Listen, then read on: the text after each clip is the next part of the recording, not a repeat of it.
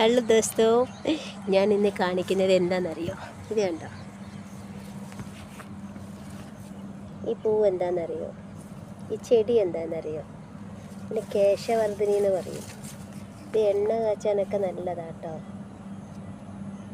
നമ്മൾ തലമുടിക്ക് വേണ്ടി എണ്ണയൊക്കെ കാച്ചില്ലേ, അതിന് വേണ്ടി നല്ലതാണ്. കണ്ടോ, ഇതിനെയാണ് കേശവർദ്ധിനി എന്ന് പറയുന്നത്.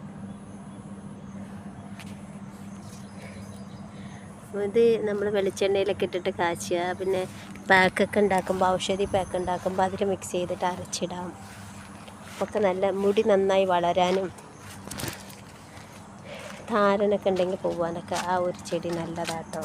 അത് സാധാരണ എല്ലാവിടെയും ഉണ്ടാവാറുണ്ട്. അതിവിടെ ഞാനത് വെട്ടിക്കളയാണ്ട് വളർത്തുകയാണ്.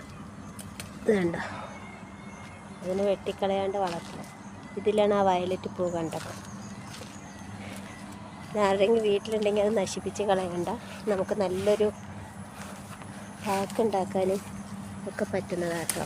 വേണ്ട, അതിലുണ്ടാവുന്ന പൂവ് ഇങ്ങനെ ഇരിക്കിയിട്ട് തലയിൽ തേച്ചിട്ടുണ്ടെങ്കിൽ തലമുടി വളരാൻ. അതിൻ്റെ കൂടെ കുറച്ചും കൂടെ സാധനങ്ങൾ ഇട്ടിട്ടുണ്ടെങ്കിൽ, അപ്പോൾ ഓരോ ദിവസവും ഞാൻ എന്തൊക്കെ ഇടണമെന്ന് കാണിച്ചു തരാം. ഇന്ന് ഫസ്റ്റ് നമുക്ക് കേശവർദ്ധിനിന്ന് തുടങ്ങാം അല്ലേ? മുടിക്ക് നല്ലതാണ്. അതുകൊണ്ട് ആരെങ്കിലും വീട്ടിൽ കാണുകയാണെങ്കിൽ അതിനെ നശിപ്പിക്കരുത് കേട്ടോ. നിങ്ങൾക്ക് നല്ല ആവശ്യമുള്ളൊരു സംഭവമാണ് ഈ കേശവർദ്ധിനി.